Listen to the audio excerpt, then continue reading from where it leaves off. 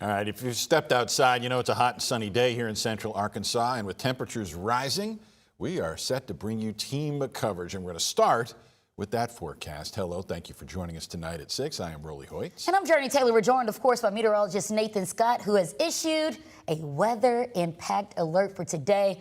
Nathan, just take it away at this point. It's typical for this time of year, but you know, it is serious heat because you go outside and if you're not smart, you're not staying hydrated, you're not keeping yourself cool, heat sickness can sneak up on you pretty quickly. So here's what it feels like out there right now. The combination of the air temperatures into the low 90s with all that humidity, it feels like 98 in the capital city, feels like 102 in Arkadelphia, feels like 99 in Pine Bluff. We're going to do it again for your Wednesday, also Thursday. So we have that weather impact alert going through that time frame because heat indices could get up to 100, maybe as high as 105 or 106 in some locations. Best idea, limit your time outdoors if you are sensitive to the heat. Try to get those chores outdoors done early in the morning or hold off until later in the evening. There were a few cooling showers that did pop up over north central Arkansas this afternoon, even some thunderstorms in northeast Arkansas. That has since dissipated, and we've left off with mostly clear skies tonight. Swampy, though, temperatures only dropping down into the mid-70s, so those ACs will be running all night long. And tomorrow, temperatures back up into the low to mid-90s with those heat index values 100 to as high as 105 or 106. We do have some changes to talk about going into the weekend in terms of heat relief, but also the opportunity of scattered showers and thunderstorms making a comeback in the forecast. More on that a little bit later. Yeah, we need that heat relief because when temperatures rise, it only takes a few minutes for a hot car to turn deadly. According to AAA, more than 1,000 children have died from heat strokes in vehicles since 1998, and 20 of those here in the state of Arkansas. Here's some more stats for you. 70% of Arkansas cases involved a caregiver leaving a child behind. 30% involved kids getting into an unlocked car. So remember, lock your car, check the back seat every time you get in and out. Heat-related illnesses, also a worry for young athletes and campers, but usually we get more concerned about that stuff when we get toward August, right? Yeah, but the clock and the heat, they're speeding up for many kids these days with summer workouts and preseason practices. THV11's Maya Ellison spent the day in Benton and joins us now with more. Maya? Yeah, being out there, the temperature might have said 88 earlier, but the heat index definitely said otherwise, and I pretty much got the tan for it, Hoyt and Jurnee. But if I was feeling it out there, then you know the athletes were too. As health experts say, comparing the numbers is just one of many ways they ensure the summer heat doesn't become too dangerous.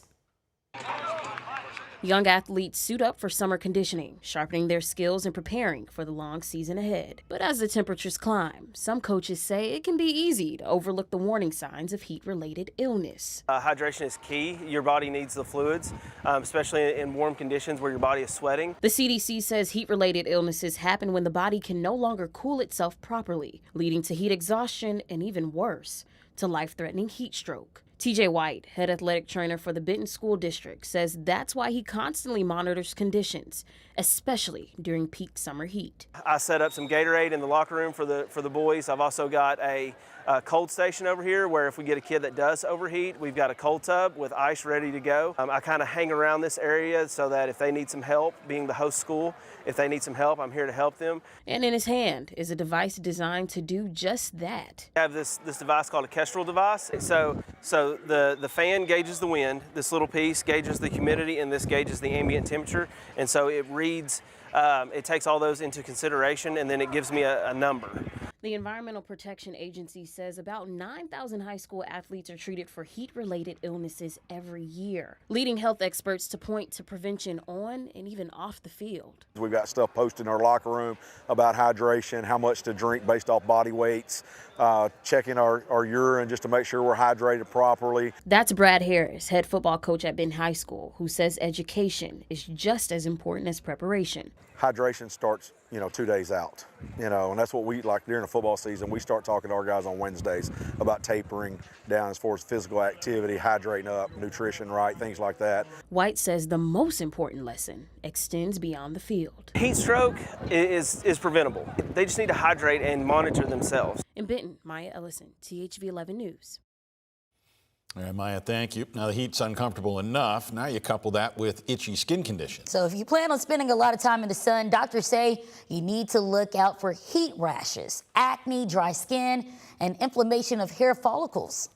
So if you start to notice these prickly, itchy red bumps on the skin, especially on a really hot day, that's an important sign to cool yourself off. Seek shade or either get in some water.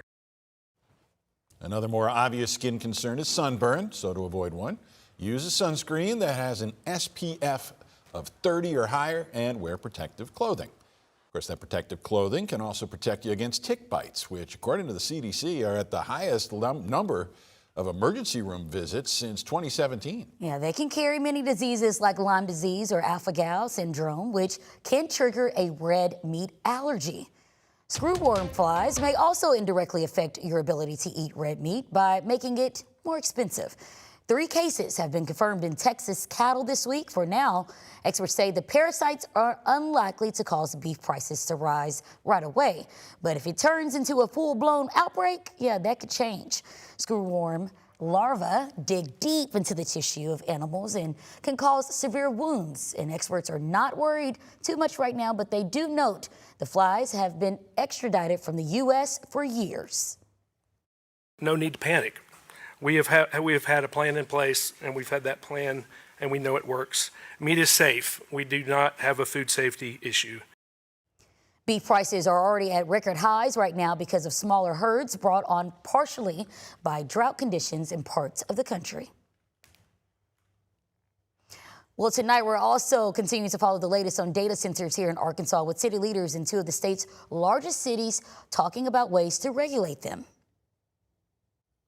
We'll have that coming up tonight at 10. We'll talk first off about Fayetteville City Council. They're discussing a new ordinance right now with a possible vote coming as soon as June 16th. And then here in Pulaski County, the Quorum Courts Planning Committee meeting. They are talking about a potential moratorium. It's expected to come up. It would be the latest attempt to try and pause future projects here. We'll have more about those meetings coming up tonight at 10. But we want to give you a closer look at what these projects would bring to the area. Inside, they're filled with rows of servers that run 24/7, and they keep apps, streaming, and online services moving. And the increase in AI tools is only increasing the demand for more of these facilities. Our daily lives are digital. Every time we look at our phone, there's something digital. That all goes through a data center in a building like this. Of course, one common objection from critics is how much water and power they consume. Well, a 300 megawatt data center would equal the power needed for about 225,000 homes, or about the same as a small steel mill. Of course, the head of the Central Arkansas Water Organization has estimated in public hearings that a data center would use almost as much water as a large hospital during peak demand.